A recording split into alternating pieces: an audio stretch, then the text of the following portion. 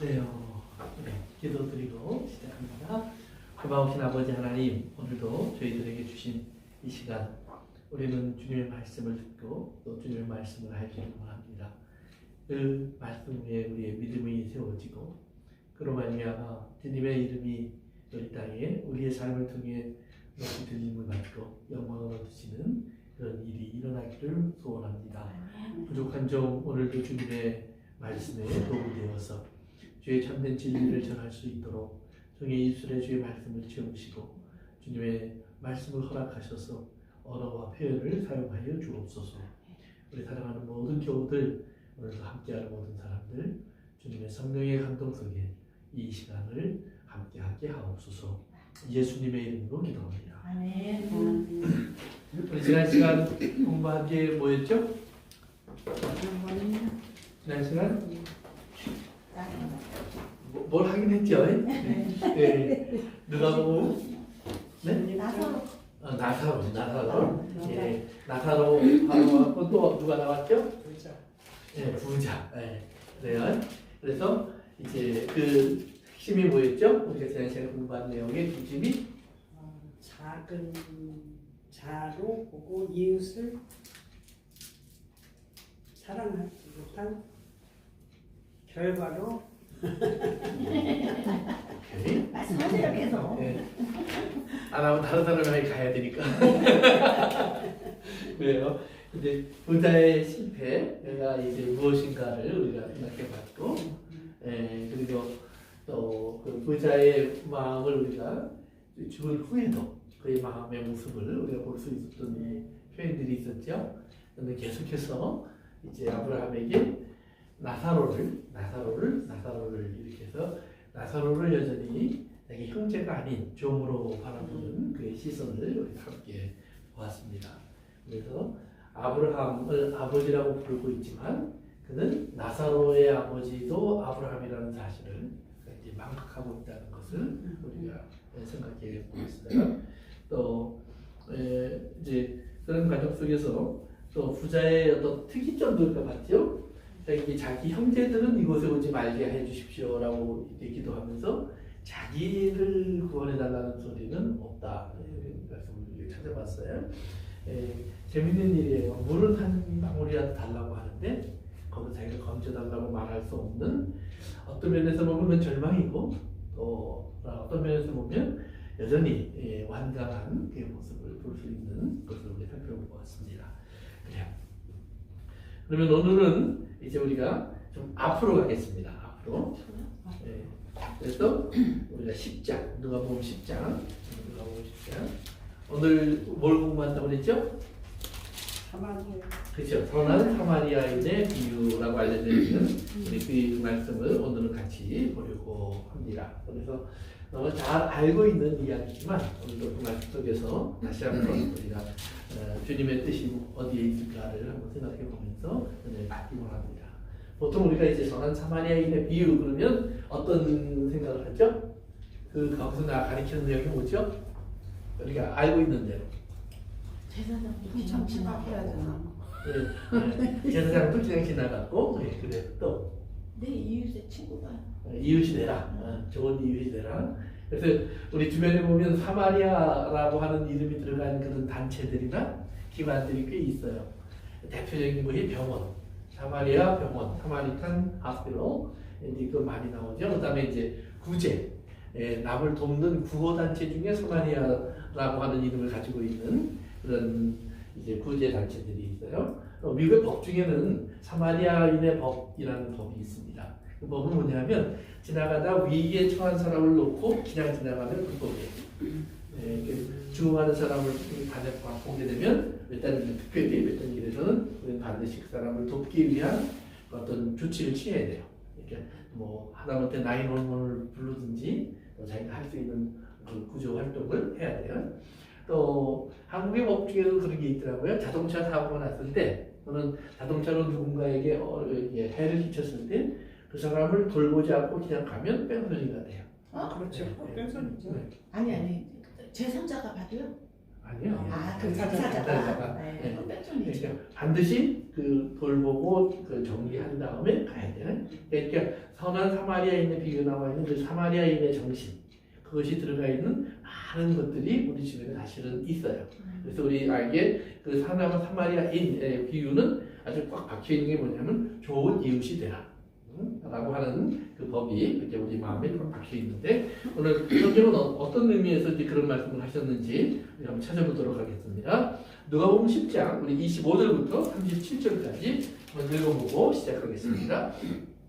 25절 제가 읽습니다. 어떤 율법 교사가 일어나 예수를 시험하여 이르되, 선생님, 내가 무엇을 하여야 영생을 얻으리까?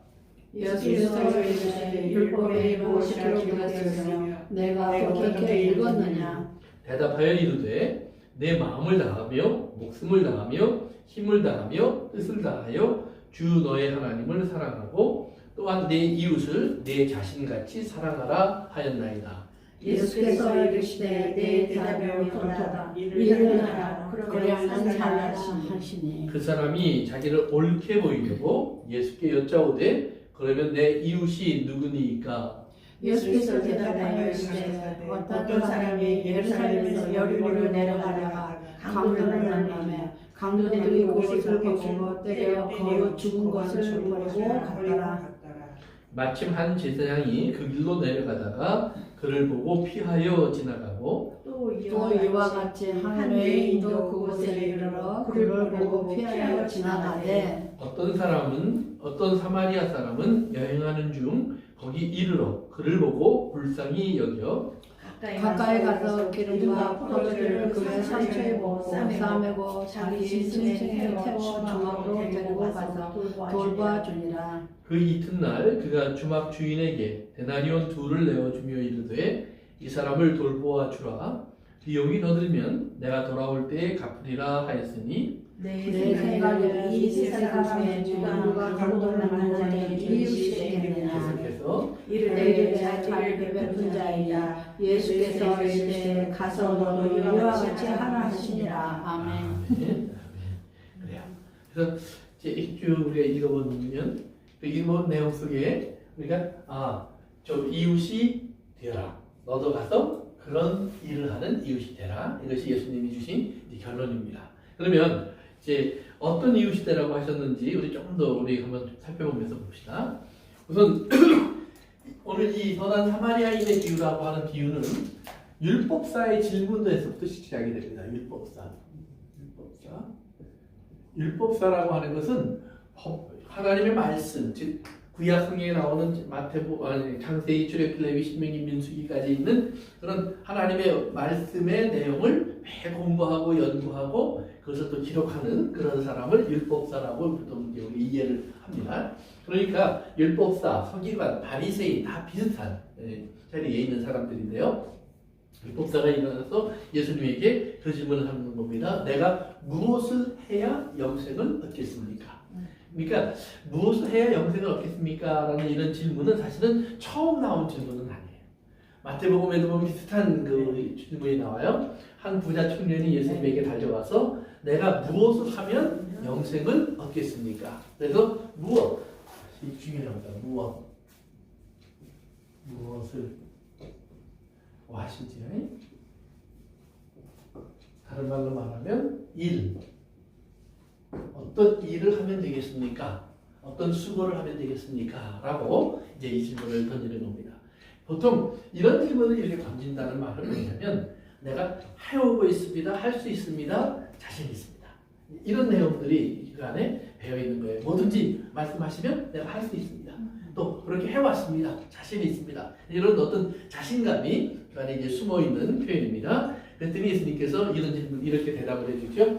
넌 율법을 잘 아는 사람이니까 그 율법에 뭐라고 기록되어 있니? 너는 그 율법을 어떻게 읽니? 그래요. 그랬더니 이제 27절에 보니까 이 사람이 대답을 이렇게 합니다. 내 마음을 다하며 목숨을 다하며 힘을 다하여 뜻을 다하여 주 너희 하나님을 사랑하라. 이제 크고 첫째 되는 계명 우리가 이제 할 때에 나오는 말이 항상 그 말입니다. 그 다음에 두 번째는 뭐였죠? 내 이웃을 내 몸과 같이 사랑하라.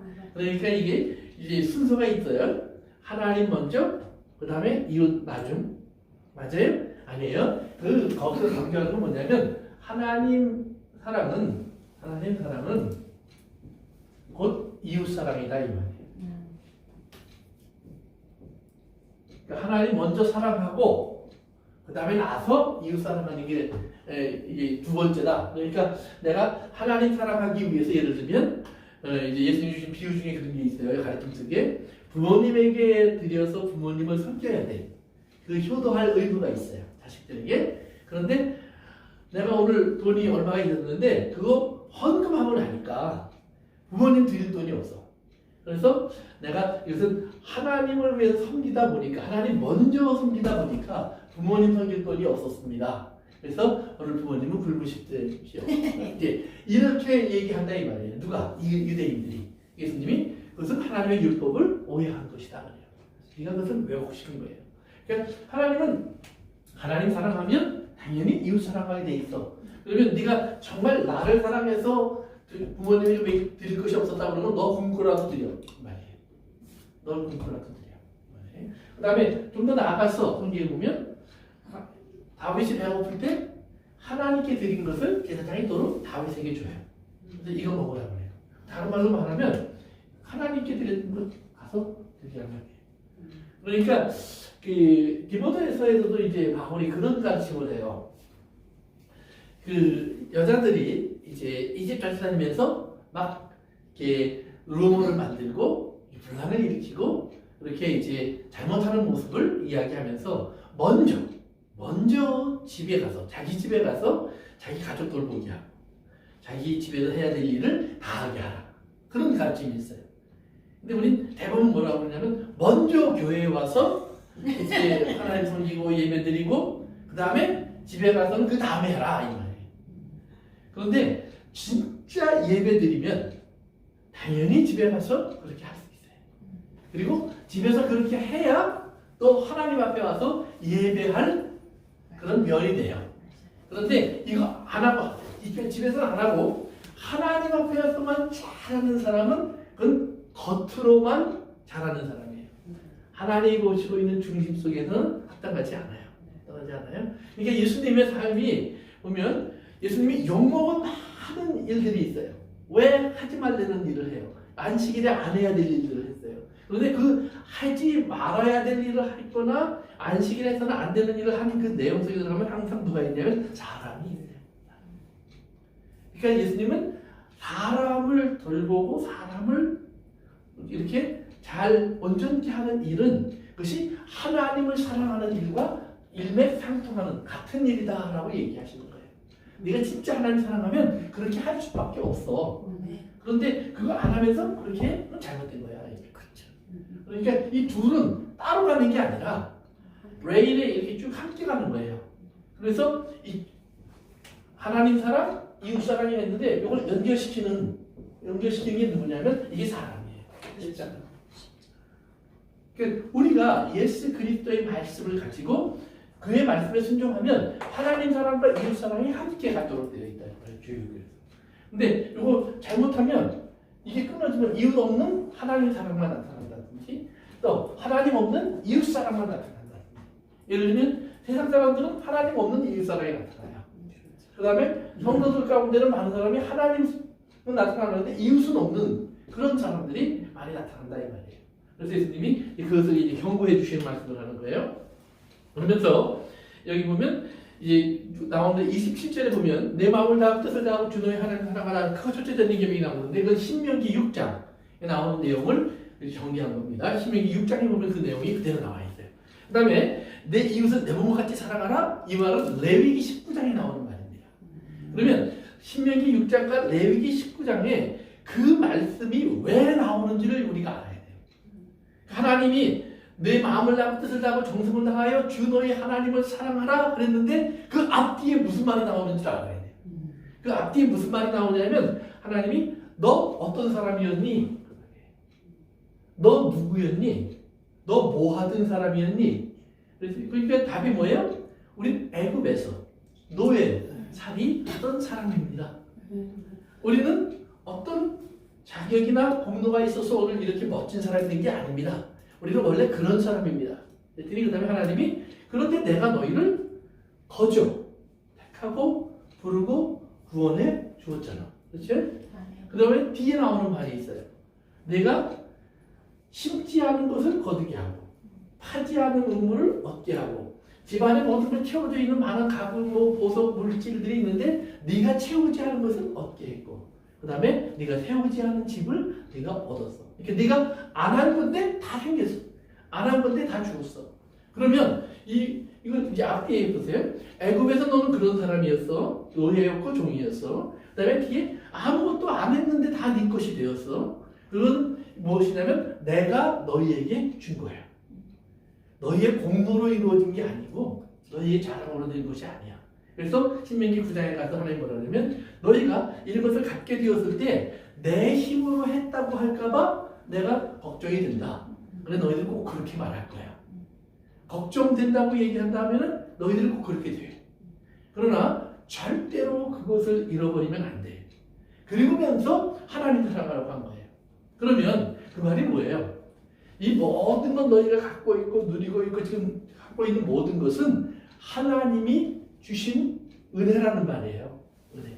너희가 세상 사람보다 잘나서도 아니고 똑똑해서도 아니고 힘이 있어서도 아니고 능력이 있어서가 아니다 이 말이에요. 그 다음에 레위기 19장에 가서 이웃사랑에 대한 이야기를 하는데 여기도 앞뒤에 보면 우리가 지난번에 11조 얘기하면서 많이 다뤘던 그 내용들이 그대로 나와요. 너희도 나그네였어. 너희도 노예였어. 너희도 종이었어. 고아와 같았어. 너희도 과부와 같았어. 그런데 내가 너희를 오늘 이렇게 아름답게 만들어줬어. 그렇다면 너희가 너희 가운데 그런 사람이 있으면 어떻게 해야 되겠니? 이 말이죠. 내 마음과 같이 살아. 그렇죠. 나도 그랬구나. 그러니까 내가 나는 잘 살고 저 사람은 못 사니까 못 사는 사람이어서 내가 어깨가 살아가는 게 아니라 내가 못 사는 사람이었구나. 내가 고아였구나. 내가 과부였구나. 내가 버림받았던 사람이구나. 그런데 내가 오늘 왜 이렇게 이제는 정말 누가 보아도 부러울 만한 그런 사람이 되었을까? 그것은 하나님의 일방적인 은혜 때문에 내가 그렇게 되었구나. 그렇다면 오늘 하나님이 우리 안에 있는 저 사람을 어떻게 바라볼까? 하나님이 그래서 이스라엘 사람들에게 가난한 사람은 누가 만들었니 그래요. 재밌잖아요. 말 못하는 사람은 누가 지었니? 못 듣는 사람은 누가 지었니? 하나님이 뭐냐면 그들도 다 내가 만든 사람이라는 거예요. 다 내가 지은 사람이라는 거예요. 그러면 우리가 어떻게 하는 것이 마땅한가를 그 다음을 잘 찾는 거예요. 그러니까 우리가 하나님 사랑하라, 이웃 사랑하라 이런 말을 했을 때 이것이 너희들이 뭐냐면 이렇게 하는 것이 정말로 멋져 보이고 바라 보이고 의로운 일이고 상급을 받을 일이고 이래서가 아니라 너희들이 그 사랑받은 거야 이 말이에요. 너희들이 그 사랑받은 거야. 그러니까 너희들이 고아일 때 누가 날 좀 안 돌봐주나 그럴 때 내가 너희의 친구 되어줬고 너희들이 가난할 때 누가 나 좀 이렇게 따뜻한 밥 한 그릇 안 주나 그랬을 때 내가 너희에게 밥을 전달해 주었고 그런 이야기를 하나님이 하시면서 그렇다면 너희가 살고 있는 이 나라는 그런 법 위에 세워져 있는 거예요. 그러니까 당연히 그렇게 하는 것이 마땅하다 이 말이에요. 그러니까 이 사랑을 얘기할 때 이 사랑의 법을 낼 때 이 사랑의 법은 이렇게 하는 것은 의무이자 의무. 당연히 해야 될 의무예요. 또한 뭐예요? 특권이에요. 특권. 왜 다른 사람은 못하는데 우리는 해야 되느냐? 또 이렇게 할 수 있느냐? 그는 이 사랑을 받았기 때문에 할 수 있는 거예요. 이거 못 받았으면 못하는 거예요. 그러니까 우리가 그런 말 하잖아요. 사랑받는 사람이 사랑한다. 그렇잖아요? 또 시집살이 되게 한 사람은 또 시집살이를 되게 시켜요. 왜? 배운 게 그거니까. 그러니까 사랑받은 사람은 사랑을 배웠으니 사랑을 하고 이렇게 고통을 받는 사람은 고통을 배웠으니 고통을 준다 이 말이에요. 그런데 하나님께서 이제 이 말씀을 하시는데 이것을 우리가 의무로만 생각하지 말아요. 의무 이전에 너희가 그런 명령을 받을 수 있는 특권의 자리에 들어가 있다는 거예요. 특권의 자리에. 그래서 이제 혹시 여러분 기억할지 모르지만 제가 그 사도행전 공부하면서도 한 번 또 얘기했었는데 아리스토텔레스라는 거 하는 철학자가 다른 사람을 향해서 다른 사람을 설득하기 위해 세 가지가 필요하다고 했어요. 그 중에 하나가 뭐냐? 첫 번째 뭐냐면 로고스가 필요하고 이거는 말씀이에요. 말씀. 그 다음에 패토스가 필요하고, 요거는 이제 정서적인 부분이에요. 정서적, 감정적인 부분이에요. 그 다음에 이것이 에토스가 돼야 된다. 그래서 이것은 윤리적이고 관습적인 거예요. 이제 이런 말씀을 좀 드렸던 적이 있는데, 이 세 가지가 있어야 다른 사람이 상대가 나를 믿어주고 그 다음에 이해해준다는 말이에요. 즉 내가 어떤 이야기를 하는데 이것이 논리적이어야 되고 이치에 맞아야 된다는 거예요. 상식에 맞아야지. 상식에 안 맞는 말을 하면서 좀 믿어줘 그러면 누가 믿어주겠냐 이 말이에요. 네. 두 번째는 패러스. 이게 아무리 다른 얘기를 해도 왜요? 이것이 마음이 닿아야 된다는 말이에요. 공감하는 마음이 있어야 된다. 그래서 공감하는 마음, 그걸 얘기하는 거예요. 세 번째는 그러면 논리도 있고 공감하는 마음이 있으면 그것에 의해서 살아가는 삶이 보여져야 되는 거예요. 근데 그냥 한두 번 이렇게 억지로 해보는 게 아니라 이것을 자꾸 반복하다 보면 뭐가 되냐면 나의 습관, 관습이 되는 거예요. 맞아요. 그래서 바울은 어딜 가든지 회당에 찾아가서 이스라엘 사람들 모이는 데 찾아가서 복음을 전하는 관습을 가지고 있었다고 그래요. 성경에 보면 그것이 그 사람의 습관이에요. 그러니까 어딜 가든지 그 사람은 그렇게 해요. 그중에 그 사람의 습관이라는 말은 다른 말로 말하면 그 사람의 일부가 되었다는 말이에요. 그 사람의 한 품이 되었다는 거예요. 그러니까 우리가 예수 그리스도의 사람으로서 성경이 말하는 대로 하나님 사랑, 그 다음에 이웃 사랑 우리 이야기하는데 이것이 우리가 성경 말씀을 통해서 맞아 우리가 그렇게 해야 돼. 매일 우리가 듣고 배우고 읽어요. 그 다음에 두 번째는 정서적으로도 감정적으로도 그래 하나님 은혜를 받았으니까 그러면서 눈물도 나고 막 나를 구원해 줄 생각을 하면 막 감사하고 감격해서 찬송도 나고 다 해요. 그리고 또 그런 얘기 듣고 또 옆에 사람 보다 보면 또 불쌍한 사람을 보이면 또 눈물도 나고 막 정말 돕고 싶고 막 또 해.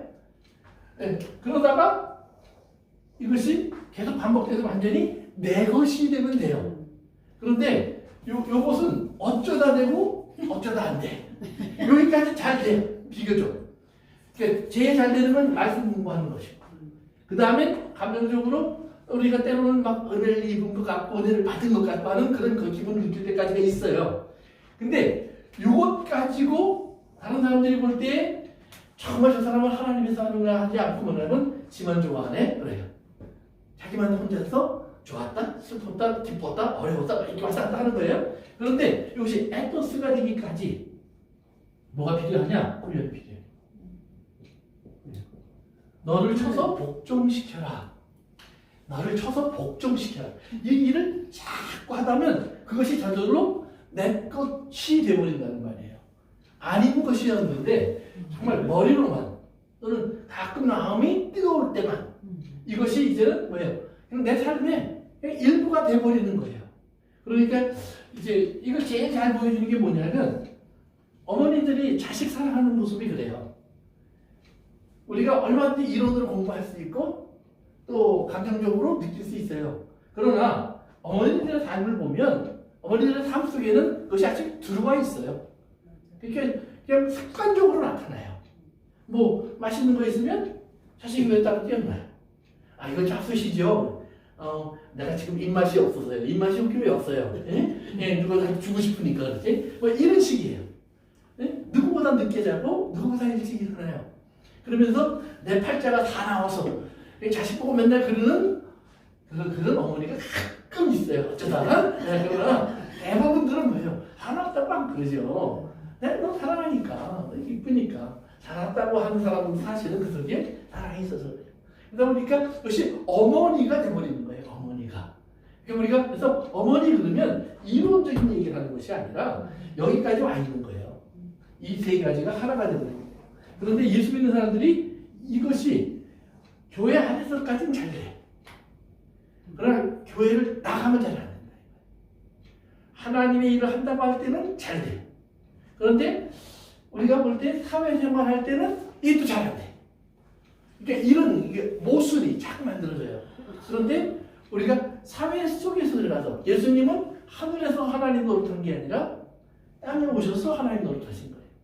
예수님을 믿고 환영하는 사람들 속에서 예수님이 구원자의 노릇을 하신 것이 아니라 예수님을 박해하고 죽이려고 하는 사람들 속에서 예수님은 끝까지 메시아의 삶을 살아가신 거예요. 그러면 그것은 뭐예요? 말씀이 육신이 되셨다 그러잖아요.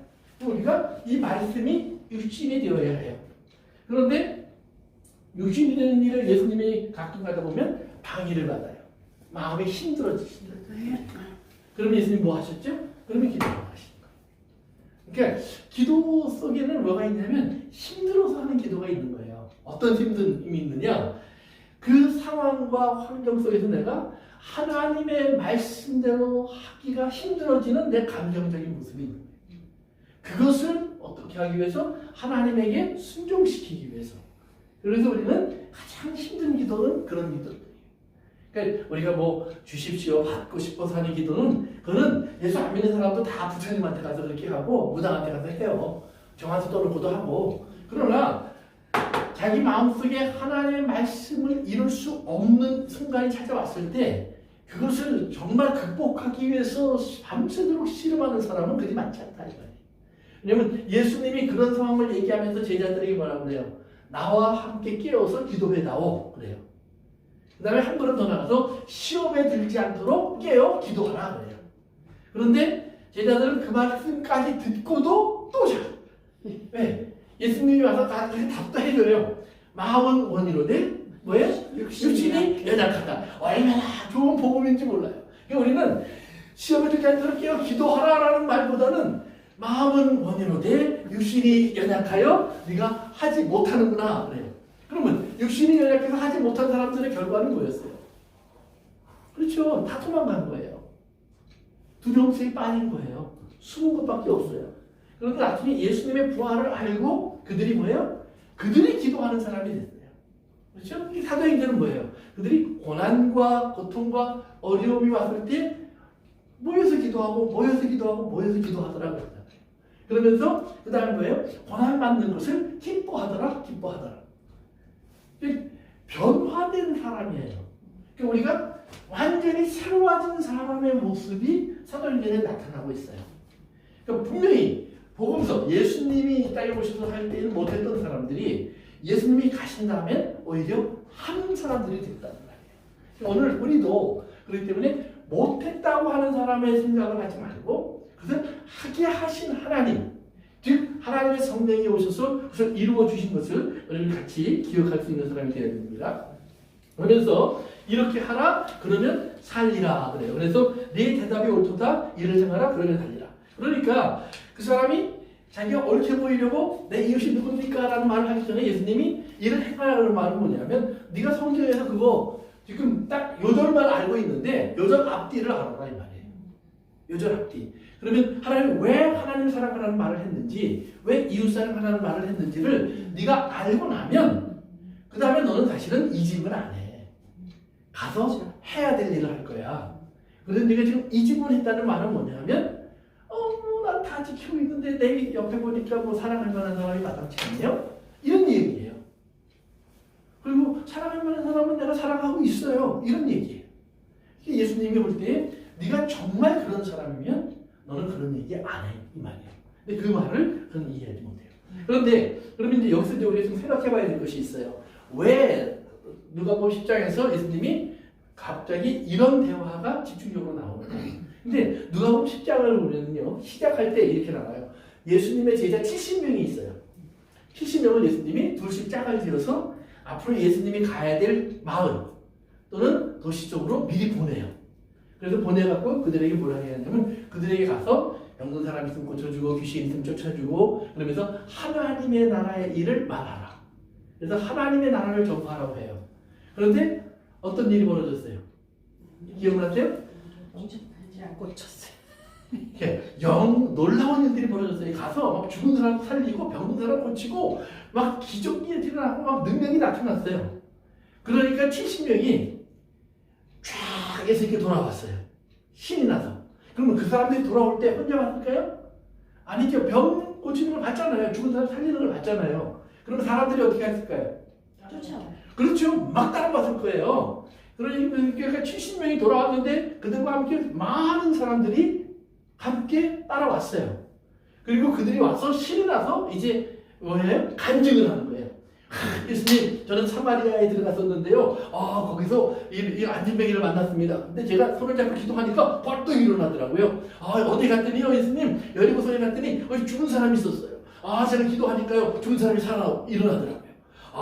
얼마나 놀라운 일이 많은지 몰라요. 그래서 막 얘기하는 거예요. 그랬더니 예수님이 나도 다 안다. 왜? 나는 하늘에서 지금 사단이 떨어지는 걸 내가 봤어. 그러니까 너희들이 가서 지금 놀라운 하나님의 사역을 하고 있는 것을 나는 알고 있었어. 그런데 너희들이 그것 때문에 막 신이 나서 그러는데 그건 신나는 일 아니야. 그건 당연한 일이야. 너희들이 진짜 기뻐해야 될 일이 있어. 이게 뭐예요? 우리 찾아봅시다. 10장 위로 올라가세요. 10장 한 10, 지금 몇 절인가요? 어디 봅시다. 예. 10장 19절부터 봅시다. 18절부터 예수께서 이르시되 사탄이 하늘로부터 번개가 떨어지는 것을 내가 보았노라. 내가 너희에게 뱀과 전갈을 밟으며 원수의 모든 능력을 제어할 권능을 주었으니 너희를 해칠 자가 결코 없으리라. 그러나 시작. 귀신들이 너희에게 항복하는 것으로 기뻐하지 말고 너희 이름이 하늘에 기록된 것으로 기뻐하라 하시니라. 아멘. 뭘 기뻐하라고요? 하늘의 이름이 기록된 누구 이름이? 내 이름이죠. 그러니까 어떤 기적이 나타났느냐, 어떤 능력이 있었느냐, 어떤 놀라운 일들이 있었냐, 그거는 당연한 거야. 그거 기쁘게 그것 때문에 이렇게 춤추고 노래할 일 아니야. 너희들이 진짜 기뻐해야 될 것은 뭐예요? 이름이 하늘에 기록됐다는 말은 뭐예요? 하나님의 자녀. 그렇죠. 하나님의 자녀. 구원 얻은 사실을 기뻐하라. 이거 잊어버리지 마.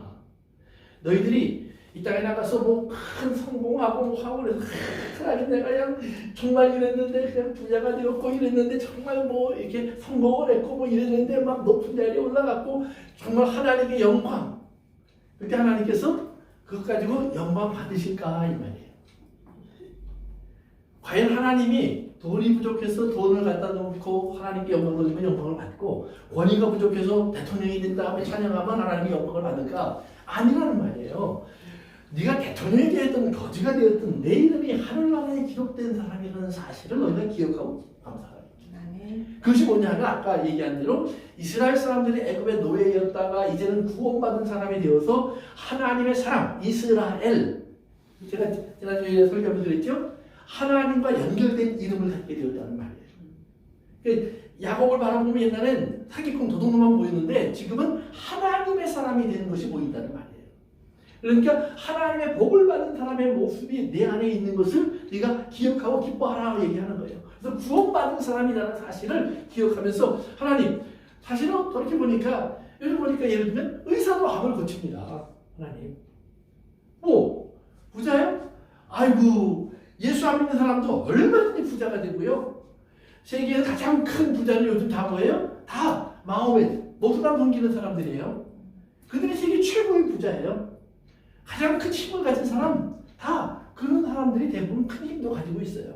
그러니까 우리가 좀 가졌다고 그러는 건 그 사람들에 비하면 아무것도 아니다 이 말이에요. 그런데 그들이 갖고 있지 못하는 것, 그러나 우리는 갖고 있는 게 뭐예요?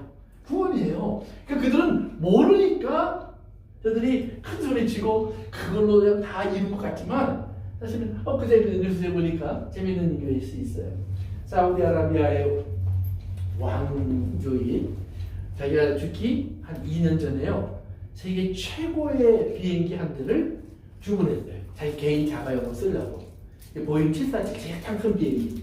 그런데 그 안에 들어가는 내부 장식만 5천만 불, 6천만 불어치가 들어가는 거예요. 비행기 값도 보통 똑같은 747 비행기보다 훨씬 비싸요. 왜? 그런 것도 다 들어갈 수 있도록 만든 비행기가 시설이 돼야 되니까.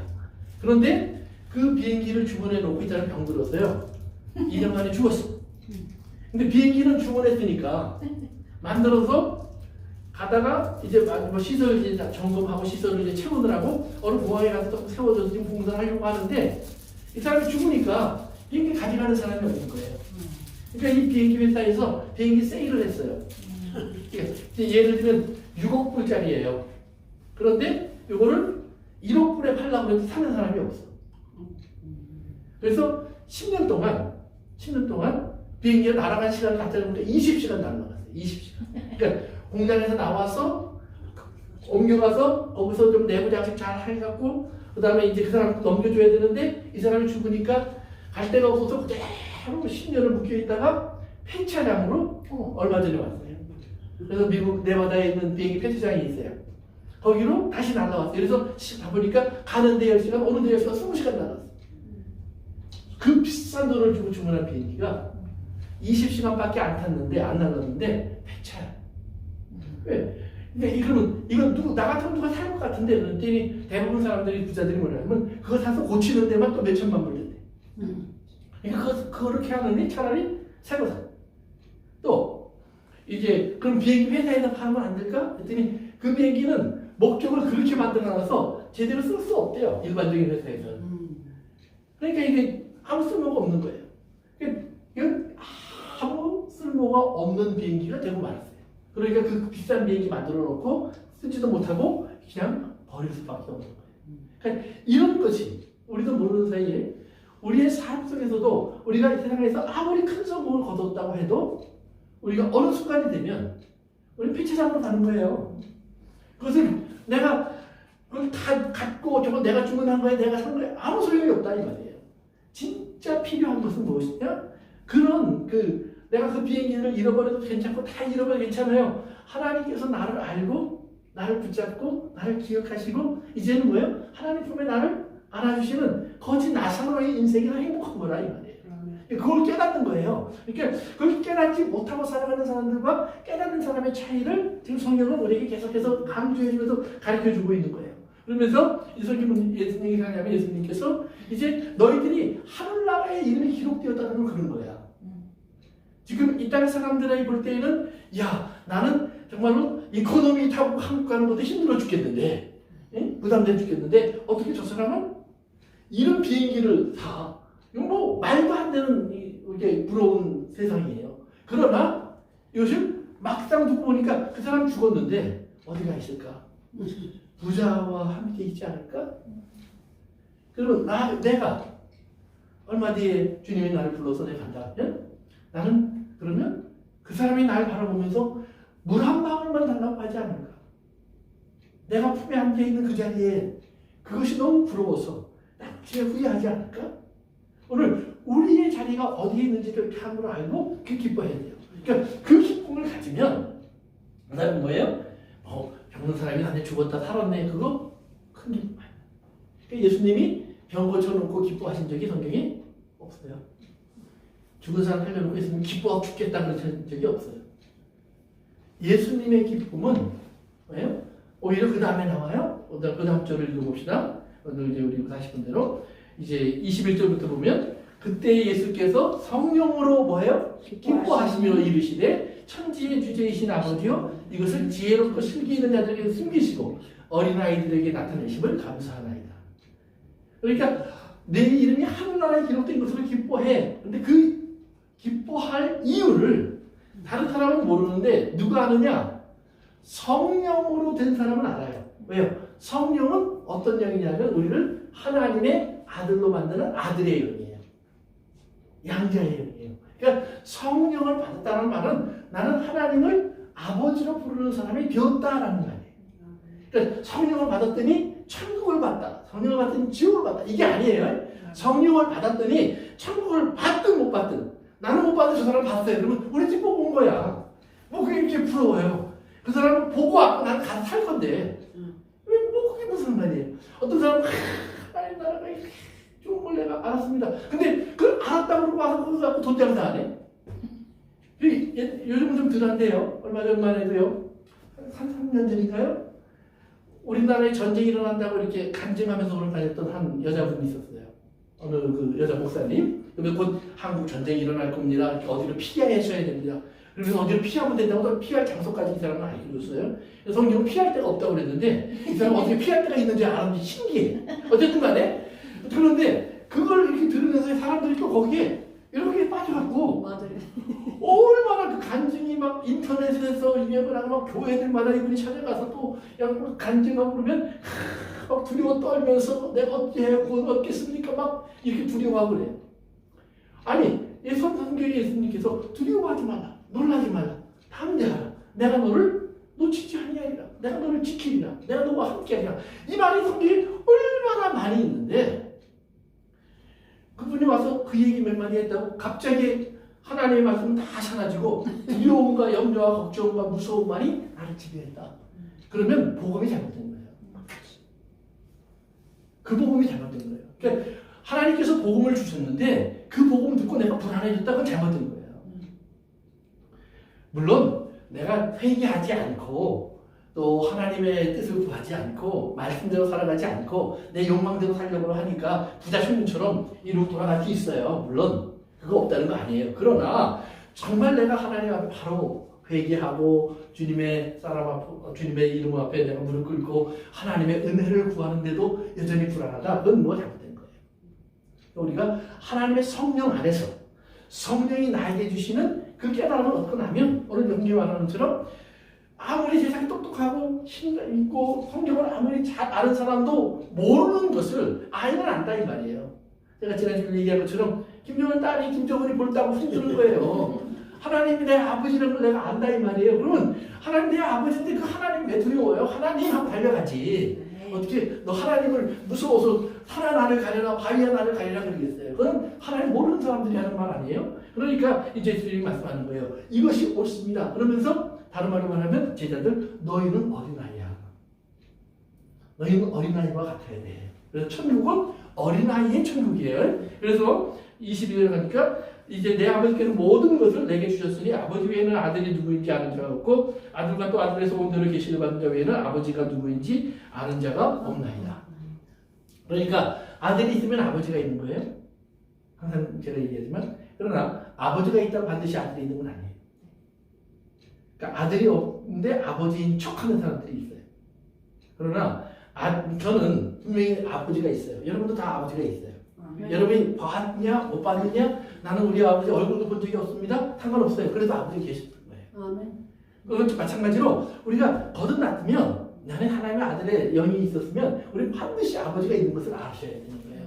그러니까 그 아들의 우리가 존재라는 사실을 우리가 알고 나면 그 다음에는 뭐예요?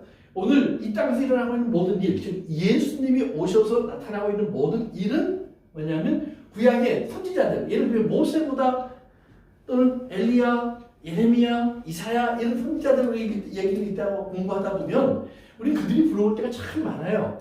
그런데 예수님이 뭐냐면 그들이 너희를 부러워해. 그들이 원했던 게 바로 너희가 보는 걸 보기를 원하는 거예요.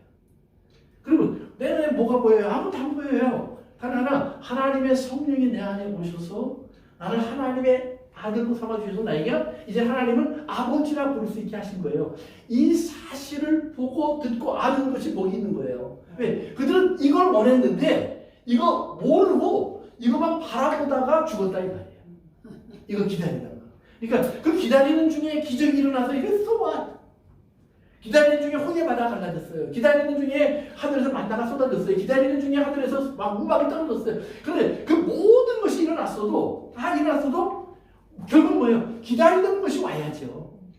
그 기다리는 것이 뭐예요? 예수님이 이 땅에 오셔서 우리 위해 십자가 지신 장면이에요. 그러니까 그 장면은 세상 사람들이 볼 때는 모세가 볼 때는 기적이 아니에요. 엘리야가 알고 있던 막 죽은 사람 살리는 그런 능력도 아니에요. 여호수아가 말한 것처럼 하늘에서 막 우박이 떨어지고 막 불이 달려가는 그런 것 아니에요. 너무나 초라하고 별것 아닌 거예요. 그런데 그것이 예수님이 메시아로 보이면 하나님의 아들로 보이면 하나님의 너무나 큰 사랑이 그 안에 담겨 있는 거예요. 당장이라도 내려와서 다 우리를 멸절시킬 수 있는 예수님께서 오히려 십자가에서 못 박혀 죽으심을 받아내시면서 감내하시면서 저들을 용서하시옵소서 그러잖아요. 그러니까 이것이 얼마나 큰 은혜인 줄을 우리가 알게 되면 이 사랑과 이 은혜는 모세가 부러워하는 것이고 아브라함이 정말로 기다렸던 것이고 이스라엘이 간절히 바랬던 것들이에요. 그러니까 그 놀라운 걸 하나님께서 지금 우리에게 딱 갖다 주셨는데 지금 예수님의 제자들은 나가서 막 하더니 와 살았어, 야 병 났어, 여기에 미쳐갖고 와있다 이런 말이에요. 그러니까 예수님이 그거 아니야. 너희들이 이거야. 지금 나를 봐. 그럼 너희들이 알고 있던 살았어, 부활했어, 뭐 이겼어, 나타났어. 근데 내가 죽었어. 내가 십자가로 가. 그럼 너희들 여전히 기뻐할래? 여전히 감사할래? 이 말이에요. 그런데 예수님이 하나님의 아들 메시아라는 사실을 알고 왜 십자가로 가셨는지 나를 위해서 가신다는 사실을 알고 나면 어떤 사랑인 줄 안다. 그 사람이 복이 있는 거예요. 그래서 유대인들에게는 복음은 뭐예요? 넘어지게 하는 것이고 헬라인, 똑똑한 사람들에게 복음은 뭐예요? 무식한 거예요. 왜 저런 무식한 방법을 써요? 왜 저런 미련한 방법을 써요? 하나님이면 하나님답게 촉촉하지. 뭐예요? 70명이 경험한 그런 일들을 촉촉하지 이 말이에요. 그러면서 예수님이 말씀하시는 거예요. 너희들 70명, 너희들의 이름이 기록된 것을 가지고 기뻐해. 이거 잊어버리면 너희들 나가서 나왔을 때 다른 사역해. 복음 제대로 모르고 엉터리 사역해. 그거 하나님이 아니야. 바른 사역은 하나님의 나라의 이름이 기록되게 하는 거예요. 그리고 나서 예수님이 이제 딱 이 얘기를 하니까 율법사가 얘기하는 거예요. 그러면 뭘 해야 된다는 말이에요? 주님. 예수님이 뭘 해야 되는 게 아니야. 너희들이 잘 생각해봐. 너희들이 어떤 사람이었는지. 강도 만난 사람이 있어. 강도 만난 사람이 있어. 그런데 그 사람은 어떤 사람이었냐면 예루살렘에서 여리고로 내려가는 중이에요. 그러면 이제 어떤 분들은 이제 그런 걸 그렇게 생각해요. 예루살렘은 예배당이 있는 곳이고 여리고는 뭐예요? 하나님 무너뜨린 성이 있는 곳이니까 예배 초소에서 세상으로 내려가다가 당한 거라고요? 아니요. 예루살렘에 올라왔다가 예수님도 내려가자 그러셨어요. 네, 산에 올라왔다. 내려가자. 내려가는 게 자유 아니에요. 그냥 예루살렘에서 볼일 끝나면 내려가야죠. 그래서 키엘 케고르라고 하는 그 유명한 철학자가 있어요. 근데 이분이 이 비유를 보면서 여기 5명이 걷고 있는 삶의 길이 나타난다. 그 뭐라고 하냐면 첫 번째 강도 만난 사람은 자기가 가야 할 합법적인 길을 간 거다. 적법한 길. 누구든지 내가 지금 볼 일은 그 길로 가야 되는 거예요. 또 그렇게 해야 되는 거예요. 그런 삶을 사는 거예요. 그런데 그런 합법적인 삶을 사는데 꼭 불법적인 일을 하는 강도 같은 사람들이 나타나서 이 사람을 적법한 일을 하는 사람을 괴롭힌다는 거예요. 힘들게 하고 죽이기도 하고 이렇게 버리는 그런 불법적인 일을 하는 사람이 그러면 합법적인 일을 하는 사람과 불법적인 일을 하는 사람이 있는데 누가 더 강하냐? 불법적인 일을 하는 사람이 강해요. 그래서 빼앗고 죽이려고 하고 그 다음에 내다 버렸다 이 말이에요. 그랬더니 그 다음에 세 번째 제사장이 내려가고 있어요. 그러면 이 사람이 내려가기 잘못이고 제사장도 내려가기 잘못 아니에요. 그렇죠? 근데 아니에요. 제사장이 내려가고 있어요. 왜 내려가느냐? 제사장들은 그 당시에 보면 물론 다윗 때도 마찬가지고 솔로몬 때도 마찬가지인데 성경을 보시면 처음에는 제사장이 몇 명 없었어요. 근데 나중에 제사장이 많아졌어요. 그러니까 많아졌으니까 성전에 전부 와서 매일 같이 있으면 성전이 10,000원이에요. 그러니까 12그룹으로 나눠서 돌아가면서 해요. 1년에 한 달 정도씩만.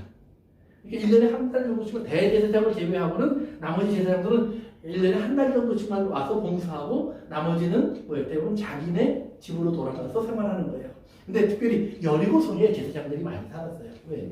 거기서 여리고성은 첫째는 종려나무성이라는 말이에요.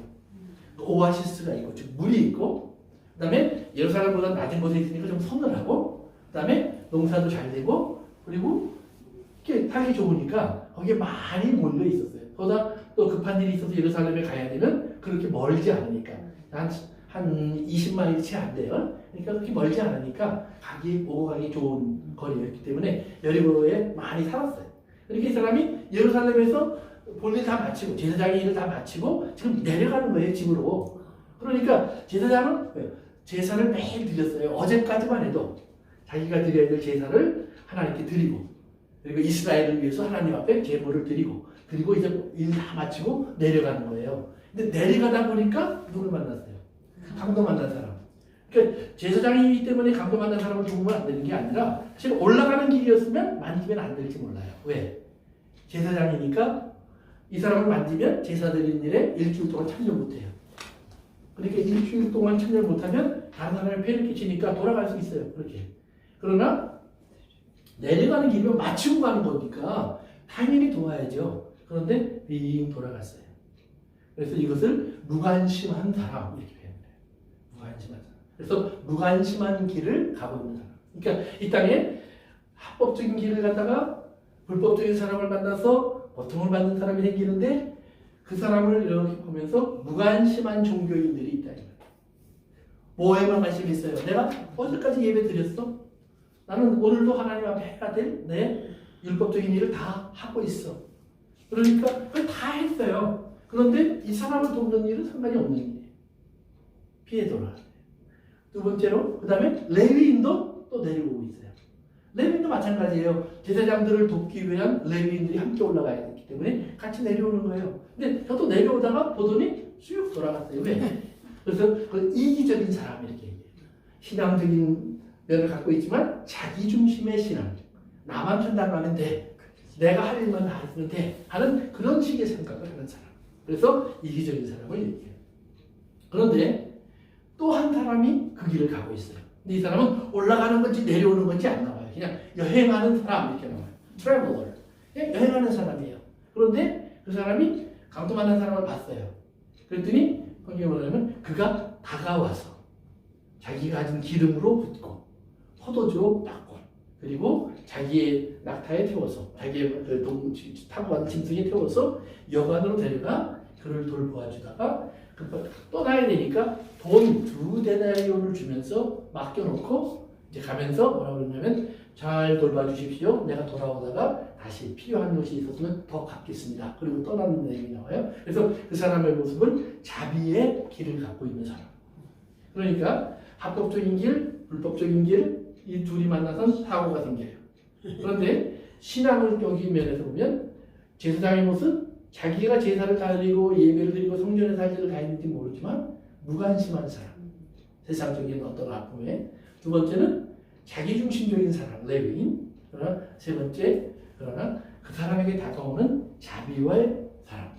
그러니까 겉으로는 사마리아 사람이고 피해간 사람은 제사장 레위인이니까 어떻게 보면 제사장과 레위인은 종교인들이고 하나님을 아는 사람들이고 사마리아 사람은 저주받은 사람인데 저주받은 사람 속에 뭐가 있냐면 오히려 자비와 긍휼이 있어요. 그러면 왜 저주받은 사람 속에 자비와 긍휼이 있을까요? 왜? 자기 처지가 조금 단순하게 생각하면 자기 처지가 그런 상황 가운데 있지 않습니까? 그렇죠. 자기가 저주와 편견과 그다음에 질시와 사람들이 놀림을 항상 받던 사람이에요. 이스라엘 사람이 사마리아 사람들을 보면 밥도 같이 안 먹고 그들을 보면 그들이 사는 동네를 피하여 갔다고 그랬잖아요. 그러니까 그 피하여 감의 대상이었어요.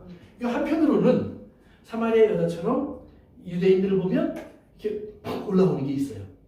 당신 유대인인데 왜 나한테 물 달라고 그래? 어제까지는 모른 척 하더니. 이제 이런 식의 반발이 있어요. 그러나 또 하나 속으로 진짜 원하는 건 뭐예요? 저들과 같이 나도 유대인으로 활용받고 왜 사마리아 사람들도 여전히 하나님 섬기고 있었거든요. 그러니까 유대인들이 우리를 형제처럼 여겨줘서 함께 같은 성전에서 예배드리면 얼마나 좋을까. 그래서 사마리아 여인이 한 말이 있었죠. 우리 조상들은 사마리아 산이 아니라고 그러고 사마리아 산이라고 그러고 유대인들은 예루살렘이라고 그러는데 어디서 예배를 드려야 됩니까? 그랬더니 예수님이 뭐라고 했어요? 예루살렘에서도 말고 사마리아에서도 말고 어디에서요? 곧 그렇죠. 신령과 진정으로 매주 제가 읽는 게 그거예요. 신령과 진정으로 예배할 때가 오나니 곧 이때라. 그러니까 장소의 개념이 아니라 마음의 개념을 바뀐다 이 말이에요. 우리의 중심의 개념을 바뀌는 때가 오니 곧 지금이다 이 말이에요. 그러니까 사마리아 사람들의 삶 속에 한편으로는 유대인들과의 갈등을 겪고 있지만 한편으로는 끊임없이 사모하고 있던 그들과 하나 될 수 있는 모습. 그러기 위해서는 저들이 자기에게 긍휼을 베풀어 줘야 돼요. 그런데 이 사마리아 사람은 보니까 긍휼을 이미 경험했어요. 버림받고 있지만 어쨌든 간에 긍휼을 가지고 있어요. 이 사람 마음속에는. 그러니까 없는 긍휼을 짜내서 준 게 아니라 이것이 그 사람은 자연스럽게 아까 에토스 얘기한 것처럼 자연스럽게 발이 옮겨가요. 자연스럽게. 그리고 뭐 따지지도 않고 자기 짐 헤쳐갖고 포도주 붓고 기름으로 닦고 그다음에 나귀에 태워서 여관으로 데리고 가요.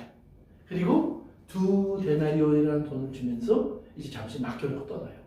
그 역사학자들이 조사한 바에 의하면 로마 근처에서 한 여관에서 숙박비 이제 그 광고가 나왔는데 그 숙박비 계산하는 내용이 나왔는데 하룻밤 그 당시에 여관 숙박비가 32분의 1 데나리온이에요. 32분의 1 데나리온. 그러면 2 데나리온이면 몇 달 있을 수 있어요? 엄청 많이. 2달. 2달. 근데 그건 잠만 자는 거니까 먹고 자는 걸로 합치면 한 달 정도 묵을 수 있는 거예요. 그러니까 이 사람이 준 2 데나리온이 작은 돈이 아니다 이 말이에요.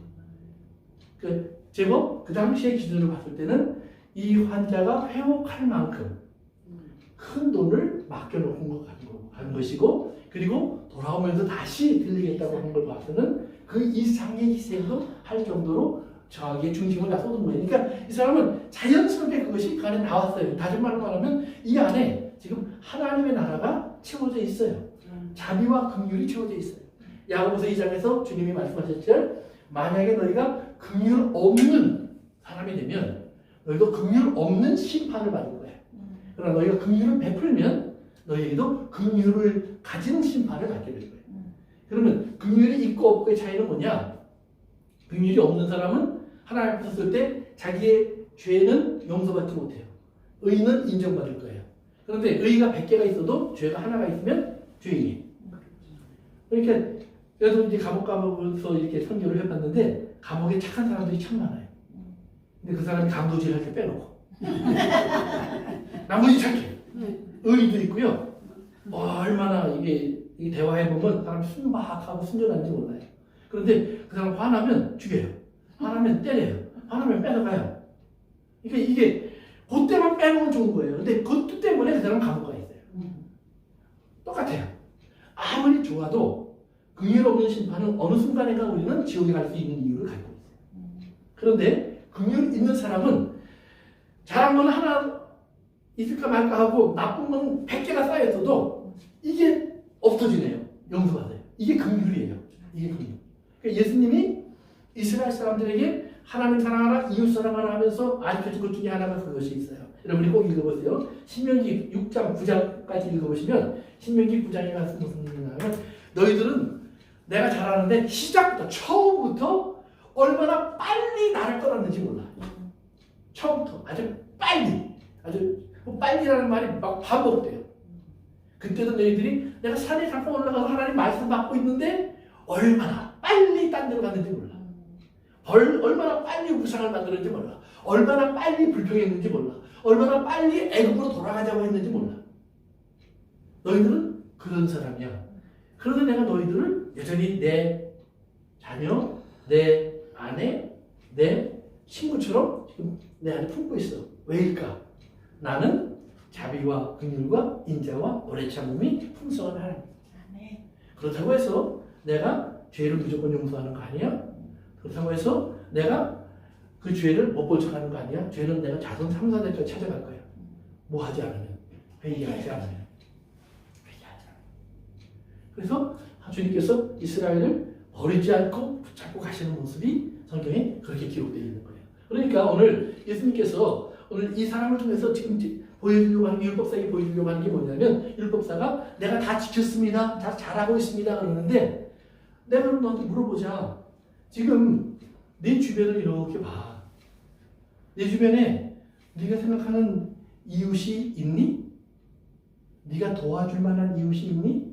그런데 이걸 다시 바꿔놓고 네 원래의 모습으로 가보자. 그럼 너는 어떤 사람이었느냐? 너는 네가 강도 만난 사람이었어. 내 인생 속에. 어떤 강도?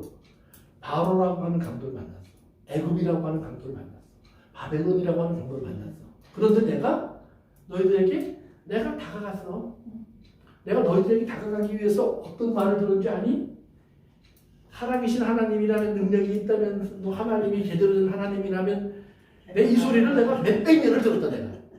그래서 내가 가만히 찾고 있었다고 해. 너희들이 나를 부를 때까지. 너희들이 나는 긍휼이 필요합니다. 나는 자비가 필요합니다. 나는 하나님의 도움이 필요합니다. 이 소리 할 때를 내가 기다리고 있었어. 그래서 내가 그 소리 하는 너희들이 이제 부르짖는 소리를 내가 듣고는 얼마나 좋은지 하늘에서 쭉 내려와서 내가 지금 그 보러 가는 거야. 그들을 도우러 가는 거야. 그래서 성경에 보면 하나님께서 모세에게 내가 너와 함께 애굽으로 가리라. 내려가리라. 내려가리라. 이 말을 많이 쓰세요. 너와 함께 들어가리라. 같이 가리라. 동행하리라. 그러니까 오늘 우리도 예수님께서 지금 이제 이런 말을 하시면서 우리 속에 오셔서 우리와 함께 하시면서 우리가 같이 하시는 예수님의 그 모습 속에는 우리가 얼마나 빨리 어제 들은 하나님 말씀 잊어버리고 오늘 딴짓하고 있는 우리를 아시면서 하나님 앞에 기도하고 계시는 거예요. 모세가 뭐라고 그랬냐면 내가 그런 너희 때문에 난 40일 밥도 못 먹었어. 물도 못 마셨어. 그리고 기도 마치고 내려오니까 또 그랬네. 또 기도하러 갔어. 또 40일. 또 40일. 얼마 전에 어떤 아프리카 목사님이 요즘 사순절 시작하니까 예수님처럼 40일 금식 기도하다가 돌아가셨다고 신문에 소개가 됐는데 너무 예수님이 그랬거든요. 물도 안 마시고 모세도 마찬가지고 음식도 안 먹었어요. 요즘은 웬만하면 음식은 안 먹지만 물하고 소금을 먹거든요. 최소한으로. 그런데 이분이 성경대로 한다고 그것도 안 했어요. 근데 한 2주 좀 지나서부터 몸이 망가졌고 그 다음에 40일은 못 채우고 바로 병원으로 갔지만 회복이 되지 못한 채 돌아가셨어요. 그러니까 우리가 그러면 왜 그분이 그런 음식을 하시는지 난 몰라요. 이유를 몰라. 이유를 모르니까 제가 그것을 잘했다 나빠다 좋다 말할 자격은 없어요. 그러나 우리가 예수님은 우리가 그거 하기 원하는 게 아니에요. 예수님이 원하는 것은 내가 너희를 위해서 그런 과정을 거치면서 너희를 위해 십자가를 졌고 지금은 내가 너희를 위해서 하나님 앞에서 기도하고 있어. 너희의 죄가 있을 때마다 너희를 위해 중보하고 있어. 너희들의 연약함마다 내가 너희를 위해 중보하고 있어. 모세처럼. 그러니까 우리는 하나님이 그 기도 들으시고 우리를 고치시고 도우시고 인도하시고 구원하신다는 사실을 믿음으로 이제는 받아들이면 되는 거예요. 우리가 그렇게 하라고 하시는 것이 아니다. 그래서 우리가 정말 그걸 이렇게 잘 깨닫고 나면 예수님이 말씀하시는 거예요. 네가 강도 만난 사람이었고 내가 너를 찾아갔던 거야 이 말이에요. 그 선한 사마리아인이 누구예요? 예수님이에요. 그러니까 예수님을 세상 유대인들은 뭐라고 부르냐면 저 귀신 들린 사람 또는 사마리아인의 자녀라고 불렀어요. 요한복음에 보면 아버지가 사마리아 사람이야. 마리아가 사마리아 사람하고 어쩌저쩌 해갖고 난 아이가 예수님이야. 근데 요셉이 사람이 뜻이 못해갖고 그걸 또 데려다가 자기 아들 삼았네. 이렇게 소문이 났다고 성경에 기록하고 있다 이 말이에요. 그러니까 사마리아 사람으로 욕먹은 사람은 예수님이에요. 그런데 그 예수님이 내가 여기 너에게 다가왔잖아. 그리고 너를 구원해줬잖아. 그렇다면 너 한번 묻힌 거 해보자. 너에게 이웃이 되어준 사람은 누구니? 제사장이었니? 레위인이었니? 아니면 너에게 다가온 사마리아 사람 같은 나였니? 그랬더니 사마리아 사람입니다. 근데 그것도 사마리아 사람이라고 하려니까 자존심이 상해. 유대인에서 뭐라고 불렀냐면 자비를 베푼 자니이다. 사마리아 사람이라는 말은 그래서 하기 싫다 이 말이에요. 자비를 베푼 자니이다. 예수님이 그래도 오케이. 그러면 가서 너도 그와 같이 해. 그러니까 예수님께서 사마리아 사람의 모습이 되어서 우리에게 다가올 때에는 예수님이 오직 자비와 긍휼 하나 때문에 다가온 거예요. 그리고 누워있는 사람도 지금 유대인만 오십시오. 뭐 돈 있는 사람만 오십시오. 잘생긴 사람만 오십시오. 이거 아니에요. 나를 좀 불쌍히 여길 수 있는 사람. 나는 그분이 필요합니다. 그런데 불쌍히 여겨달라는 사람과 불쌍히 여길 수 있는 사람이 만나면 그것이 구원이 이루어지는 거예요. 예수님이 그 사람을 찾아와서 이렇게 이제 여관으로 내려가서 돌봐줬어요. 그리고는 너도 가서 그렇게 하라. 근데 그 다음에 나오는 말을 읽고 오늘 이제 정리합니다. 우리 그 다음을 봅시다. 그래서 38절로 갑니다. 37절에 너도 가서 그와 같이 하라 이렇게 됐어요. 근데 이제 38절로 갑니다. 근데 그러면서 예수님이 제자들과 계속 길을 가는 겁니다. 시작. 그들이 길을 갈 때 예수께서 성막에 들어가시매 마르다가 일어나 한 여자가 앉은 집으로 영접하더라.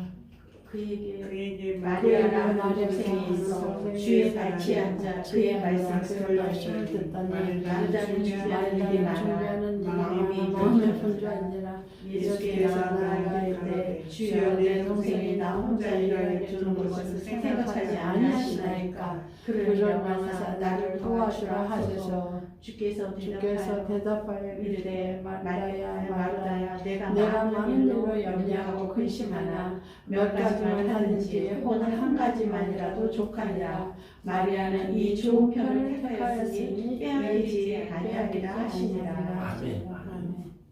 읽고 나서 바로 예수님이 이 말씀이 성경에 기록되도록 하세요.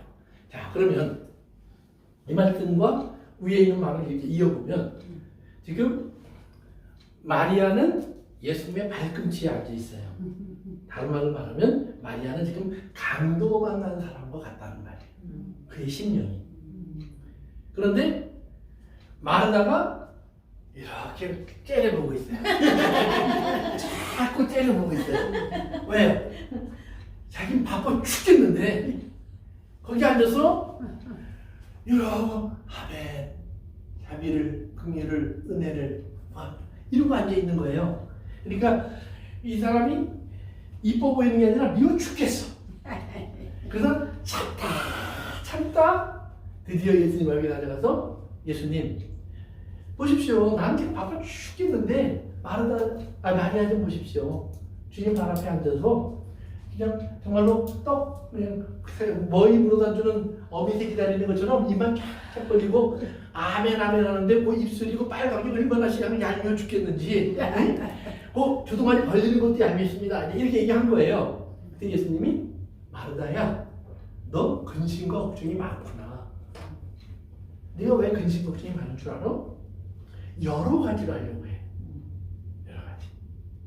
여러 가지 하지 마. 그러니까 식사 대접을 할 때는 반찬을 여러 가지 하지 말고 한 가지만 하세요. 그만일까? 아니면 음식 대접하랴, 또 누가 사람 왔는지 신경 쓰랴, 또 이제 시간 맞추랴, 뭐 테이블 차렸는지, 뭐 이제 사람들은 다 제자리에 앉았는지, 뭐 빠진 건 없는지 온갖 이것저것 다니고 너무 분주하게 돌아다니고 있는지. 그러면 거기다 이제 좀 붙여서 심지어는 마리아 저놈은 왜 그래? 이것까지 신경 쓰고 있잖아. 그러니까 마리아 신경 쓰랴, 음식하는 거 준비하는 신경 쓰랴, 뭐 손님 오는 거 맞으랴, 온갖 일로 너무 바쁜데 한 가지만 해. 그것이 그 한 가지를 하느라고 네가 심지어는 예를 들면 식사 준비가 제대로 안 돼서 괜찮아. 그 한 가지 하느라고 들어오시는 손님에게 제대로 인사를 못해서 괜찮아. 너도 한 가지만 해. 마리아는 잘한 거야. 바꿔 말하면 뭐예요? 지금 너 좋은 이웃이 되고 있니? 네가 지금 마리아를 어떤 눈으로 보고 있니? 이 말이에요. 마치 율법사가 내가 다 착한 일을 하고 열심히 하고 올바른 일을 하고 있습니다. 나는 내가 지금 주님이 말씀하는 그 이웃 얘기해 보십시오. 아, 그 사람 내가 어제 이렇게 도와줬습니다. 저 사람 어제 이렇게 내가 살폈습니다. 그렇게 얘기하려고 하는데 사마리아인이 나오고 강도 만난 사람 이야기 나오니까 율법사가 아니 그 강도 만난 놈은 그 죄인이니까 강도를 만났죠. 천벌을 받은 거죠. 사마리아인이 다가와서 만져요? 이건 뭐 말도 안 되죠. 제사장은 당연히 그런 사람 안 만나야죠. 레위는 당연히 피해가야죠. 이게 율법에 옳은 건 아닙니까? 이런 생각하고 있잖아 너. 마찬가지로 마르다야. 너 지금 마리아를 보고 있는 네 눈이 다를 바가 하나도 없어. 너는 지금 마리아가 너를 안 도와준다고 하는데 지금 마리아는 나를 만나야 돼. 나를 만나야 돼. 마리아는 지금 나를 통해서 그 자비와 긍휼 하나님의 은혜를 알아야 돼. 아마 이거 알고 나면 마리아도 언젠가는 너보다 더 앞장서서 너를 도울지 몰라. 너의 일에 좋은 동반자가 될지도 몰라. 그러나 지금 마리아에게 필요한 것은 내 음성을 듣고 그리고 나를 통해서 하나님 주시는 그 은혜를 입는 것이 먼저야. 지금 저는 고치워달라고 와 있고 난 지금 너를 고치고 있는데 너는 지금 환자 데려가서 지금 일 시켜먹겠다고 하는 거니까 이건 말이 안 되지. 병원에서 간호원들이 환자 보고 왜 저놈은 의사 선생님 옆에 그냥 딱 붙어 앉아갖고 저렇게 의사 선생님만 바라보고 있어. 이렇게 하면 말이 안 되는 것처럼 그렇지. 내가 간호원이 이 얼마나 바쁜데 지는 그냥 침대에 누워만 있네? 이렇게 보면 안 된다 이 말이에요. 근데 우리도 모르는 사이에 우리 속에는 그러나 이런 모습이 생긴다는 말이에요. 그러면 보세요. 오늘 10장 시작할 때 70명이 막 나가서 일을 하고 돌아와서 자기의 일 한 거에 흥분해갖고 이스라엘 주민이 아니야, 너희들이 기뻐할 이유는 하나님의 나라의 이름이 기록된 거예요.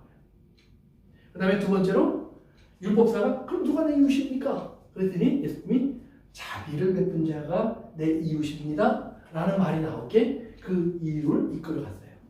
이끌어가니까 자비를 베푼 자입니다. 예수님이 사마리아 사람이라고 하기 싫지. 그러나 너도 가서 그처럼 돼야 돼. 너도 가서 다른 말로 하면 사마리아 사람이 되어야 돼. 그러니까 하나님의 은혜를 자비를 베푸려면 절대로 유대인적인 생각 갖고 못한다는 말이에요. 네. 제사장적인 생각 갖고 못한다는 말이에요. 왜? 그들은 제사를 드리고 지금 내려가는 거예요. 어제까지만 해도 하나님의 번제를 드렸어요. 그런데 예수님은 지금 제물이 되려고 예루살렘으로 올라가고 계세요. 근데 예수님의 제사에는 그 강도 만한 사람을 살릴 수 있는 은혜가 있어요.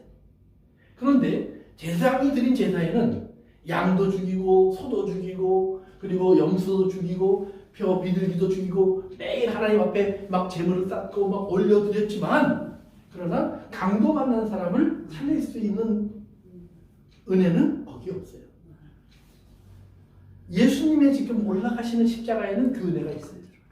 그러니까 자기도 모르는 사이에 제사장은 자기가 드리는 형식적인 제사에 빠져 있지만 정말 예수님이 가지고 말씀하셨던 죽은 자를 살리고 병든 자를 고치고 죄인을 구원하는 하나님의 사랑의 섭리를 그 제사 가운데서 보지 못하고 있다는 말이에요. 그 성전 안에 자기는 들어가 있지만 왜 이 사람을 못 데리고 들어갔는지 깨닫지 못하고 있다는 말이에요. 이 사람도 들어가야 할 곳인데 왜? 거기에 구원이 있으니까. 거기에 예수님이 있으니까. 거기에서 함께 먹고 마시는 즐거움이 있으니까 그 즐거움에 저를 동참시켜야 되는 거예요. 그런데 동참시키지 못하고 죽어가요. 그러니까 그들은 왜? 성전이라는 곳과 예루살렘에서 여리고로 내려가는 길 두 군데를 이렇게 띄워놨어요. 그런데 예루살렘에서 여리고로 내려가는 길은 뭐예요? 하나로 연결되어 있는 거예요. 여리고에서 예루살렘으로, 예루살렘에서 여리고로 오고 가야 한다 이 말이에요. 그 길 속에 있는 모든 사람들은 뭐예요? 그 오고 감 속에서 하나님의 은혜를 만나야 돼요. 그런데 예수님은 지금 여리고 성부터 계속 올라가면서 장님을 만나고 죽은 사람을 만나고 병든 자를 만나고 버림받은 사람을 만나서 계속해서 그들을 고치고 하면서 지금 예루살렘으로 데리고 올라가고 있어요. 그리고 올라가서 그들을 앞에서 이제 그들이 자랑하는 성전에 들어가는 것이 아니라 십자가로 가시면서 이제 내가 너희를 다 이제 내 안에 품었어 하고 불러드린 거예요. 그런데 오늘 유대인들은 그렇지 않아요. 그런데 한 걸음 더 나가서 말하다가 다시 한번 보여주는 거예요. 분명히 저는 주님 위해서 한다고 열심히 뛰고 있어요. 그런데 마리아가 강도 만난 사람도 아는 거예요. 오늘 우리의 삶 속에서 우리가 서로를 바라보는 눈을 한번 또 돌아봐야 돼요. 예수님께서 지금 그 사람이 예수님 발밑에 앉아있는 게 잘못됐으면 예수님이 가만히 계시겠어요? 예수님은 당장 얘기하실 거예요. 예수님은 사람 체면 안 가지셨잖아요. 또 사람의 환경 안 가지셨잖아요. 예수님이 말씀하실 일이 있으면 정확히 말씀하셨어요. 잘못된 것이면 잘못됐다고 하셨어요. 옳은 일이면 그것을 옳다고 하셨어요. 감싸줄 거면 항상 감싸주셨어요. 그러면 예수님이 감싸고 있는데 내가 저를 비난하고 조롱하는 실수를 한다면 다른 말로 말하는 거예요. 예수님 잘못하고 계시는 겁니다. 즉, 이 선한 사마리아인의 비유에서 지금 예수님 말씀하시는 것은 바리새인 또는 제사장, 유대인들 너희들이 지금 옳다고 생각하는 일, 마르담 네가 지금 잘한다고 생각하는 일, 70명 너희들이 정말 놀라운 일을 했다고 생각하는 일, 그 일 속에서 너희들은 일은 보는데 왓은 봤는데 후 사람이 없어요. 그러니까 일에 미치면 어제 그 목사님들 모였는데 이재용 목사님이 설교를 하시면서 하영주 목사님이 그러셨대요. 사역에 미치면 사람이 살아가죠. 예배에 충실하면 사람이 온유해진다. 그러니까 일에 미치면 왜요? 자꾸 불평, 불만, 원망이 생긴다는 거예요. 왜? 지치니까. 마음이 마음이 지치고 그리고 자기의 결심에 동조하지 않는 사람들을 보면 때로는 뭐예요? 섭섭하고 그래서 우리 입에서 고운 말이 안 나는 거예요. 그런데 예배에 들어오면 뭐가 돼요? 예배는 십자가를 세우는 일이에요. 주님의 은혜를 찬양하는 일이에요. 그러면 예배 속에 들어와서 주님의 십자가를 경험하고 나면 그래 맞아 이래요. 그런데 나오면 또 그때 뭐예요? 로고스와 에토스 여기까지 했으면 에토스 훈련을 시작하시고 내가 될 때까지 내가 될 때까지 예수님의 삶이 말씀이 육신이 되어 십자가로 가실 때까지 가신 것처럼 제자들이 결국은 성령 안에서 말씀이 육신이 되어서 그들이 예수님의 뒤를 따라갈 수 있었던 것처럼 오늘 우리의 삶 속에서도 여기서 멈추지 말고 그 다음 나를 훈련시켜서 주님이 원하시는 나의 삶의 모습이 습관화되도록 즉 말씀이 이제는 내 입에서 나오고 내 표정에서 나오고 내 마음에서 나오고 심지어 내 생각도 말씀이 지배하고 내 감정도 이제는 하나님의 말씀이 나를 지배하는 즉 말씀이 내가 되고 내가 말씀이 되는 즉 예수님이 말씀하신 것처럼 말씀이 내 안에 거하고 내가 내 안에 거하면 무엇이든지 구하라. 이제는 무엇이든지 구할 수 있는 즉 마르다가 예수님한테 와서 예수님 마리아가 일 안 하는데 저거 내보내주시면 안 됩니다라고 했더니 예수님이 구한 것을 들어주신 게 아니라 오히려 책망하셨던 것처럼 우리가 구할 수 없는 것을 구하고 구해야 할 수 있는 것을 구하지 못하는 이런 미련함이 생기지 않도록 오늘 여러분의 삶 속에서 우리가 정말 선한 사마리아인이 누구였는가를 기억하시고 그러면 자비를 베푼 자, 앞으로 말하면 자비가 필요한 사람. 오늘 내가 누가 내 이웃일까를 따지는 것이 아니라 오늘 내가 누군가에게 다가가야 하는가를 즉 부자와 나사로의 이야기처럼 오늘 여러분의 삶 속에서 좋은 이웃이 우리에게 되셨던 예수님을 만날 뿐만 아니라 여러분도 되실 수 있기를 바랍니다. 네, 우리 기도하겠습니다.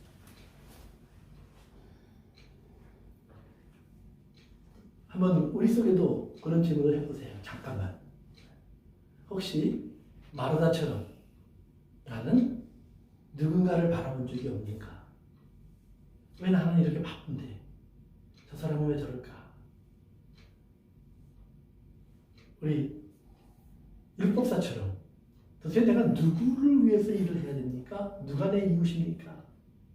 그렇게 물어봤는가? 아니면 이렇게 둘러보니 첫째는 내가 강도 만나는 사람이었고 이제는 그 강도 만나 넘어져 있는 사람들을 내가 발견할 수 있고 찾아갈 수 있는 사람이 될 수 있다는 사실을 우리 기억하고 그러다 보면 하나님의 나라의 이야기라는 것은 기사와 이적과 표적의 이야기가 아니라 하나님 나라의 이름이 기록된 사람들의 이야기라는 사실 우리가 오늘 이 비유에서 기억할 수 있으면 됩니다.